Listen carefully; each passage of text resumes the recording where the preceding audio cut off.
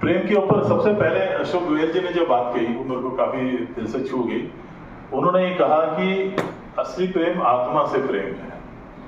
तो जो कहने का मतलब मुझे समझ में आया कि जब हम किसी और से प्रेम करते हैं तो उसके शरीर और मन से करते हैं, और शरीर और मन से जब हम प्रेम करते हैं तो उन शरीर के गुणों से या मन के गुणों से करते हैं, या शरीर के गुण में सुंदरता है या उसके और स्वभाव है या मन के जो उसके गुण है, तो वो जो प्रेम है वो कंडीशनल प्रेम है।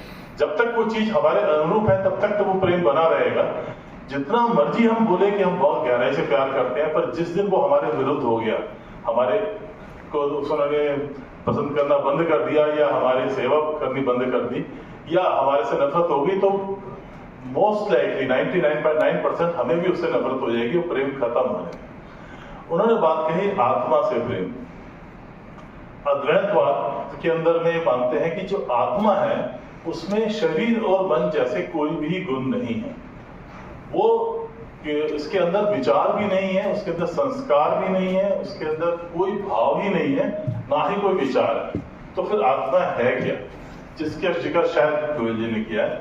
आत्मा शुद्ध चेतनता है, सिर्फ होने का भाव, प्रेजेंस का भाव, सिर्फ एग्जिस्टेंस का होना, जिस एग्जिस्टेंस के होने की वजह से बाकी सब एग्जिस्ट कर रहा है। वो एक धरातल है, पर धरातल का अपना कोई रंग रूप नहीं है, कोई भी उसके विषय उसके अंदर नहीं है, कोई भी विचार नहीं है। और अद्वैतवाद के हिसाब से वही आत्मा ही परमात्मा है। परमात्मा को दृष्टा साक्षी आत्मा माना जाता है, जो सिर्फ दृष्टा है और साक्षी है, और जो प्रेजेंस होने की सत्ता हमको देता है, हमें अपने होने का अनुभव देता है। शुद्ध चेतनता मतलब कि हमें पता है कि हम है। शायद इसको नहीं पता, माइक को नहीं पता कि माइक है, मोबाइल में सब कुछ है, डाटा है, उसके अंदर विचार है, थिंकिंग है, पर मोबाइल को क्लियर है कि उसको ये नहीं पता कि वो है।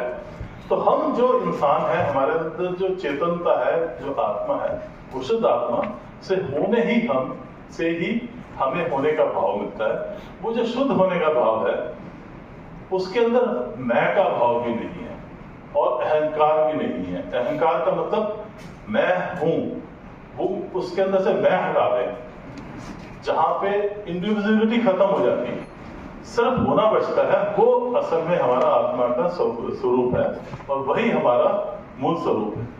जब हम उसको पहचान के उससे अपने आप को आइडेंटिफाई करें, दैट मीन्स हम अपने मन और शरीर से डिसआइडेंटिफाई कर लें, उस आत्मा से अगर हम जुड़ाव कर लेंगे, उसके अंदर में अपनी एग्जिस्टेंस को स्थापित कर लेंगे, तो अपने और पराये का फर्क खत्म हो जाएगा।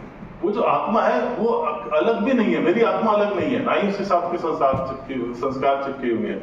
जैसा कि और जगह माना जाता है सूक्ष्म शरीर के साथ संस्कार है, पर आत्मा के साथ सिर्फ चेतनता है। उसके अंदर में जब इंडिविजुअलिटी नहीं है तो वो आत्मा पूरे संसार की आत्मा एक ही है।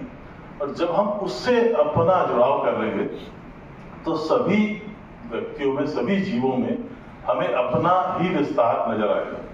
और वो जो विस्तार नजर आएगा तो हम सबको वैसे देखेंगे जैसे अपने आप को देखते हैं, जिसको बोला जाता है कि हमें सब में रब दिखता है। जब वो भाव आ जाएगा तो हर किसी से अपने आप ही, जितना हम अपना ख्याल रखते हैं उसी तरह से हम औरों का ख्याल रखेंगे, सबके साथ एक जैसा भाव हो जाएगा। और आपने कहा मैं से हम की यात्रा, आपके विचार में बहुत सुंदर बात लगी। असली खेल यही है सारा। मैं से हम अगर आ गए, और वो हम आने के लिए हमें अपने मूल स्वरूप यानी चेतना से जुड़ना है, चेतना में अपने आप को बिठाना है, तो वो आ गया। तो वो जो आत्मा की हमारे के साथ हमारा सच्चा प्रेम होगा अपनी असली पहचान के साथ, और वही आत्मा का प्रेम हमें जब सबसे जोड़ देता है तो हमें परमात्मा से भी जोड़ देता है, क्योंकि आत्मा सो परमात्मा, ये हमारे उपनिषदों में कहा गया।